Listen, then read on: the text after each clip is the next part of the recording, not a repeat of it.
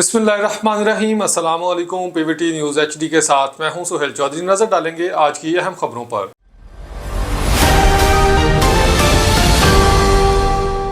अब रुक करते हैं कराची की जानब। कराची वालों के लिए खुशखबरी, मुर्तज़ा वहाब ने ग्रीन लाइन कॉरिडोर के इफ्तिताह की तारीख बता दी। मेयर कराची मुर्तज़ा वहाब ने ऐलान किया है कि ग्रीन लाइन कॉमन कॉरिडोर 31 अक्टूबर 2026 तक खोल दिया जाएगा।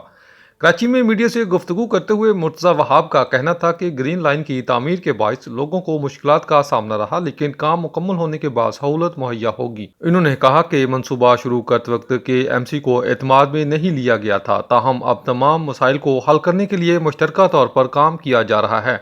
हमने वफाक से मंसूबे के टाइम लाइन की बात की थी। ग्रीन लाइन का कॉरिडोर 31 अक्टूबर 2026 तक खोल दिया जाएगा। मेयर कराची का कहना था कि हुकूमत ने रेड लाइन मंसूबे के मसाइल भी हल कर दिए हैं। आइंदा चंद रोज़ में इस पर बाज़ाब्ता काम शुरू हो जाएगा।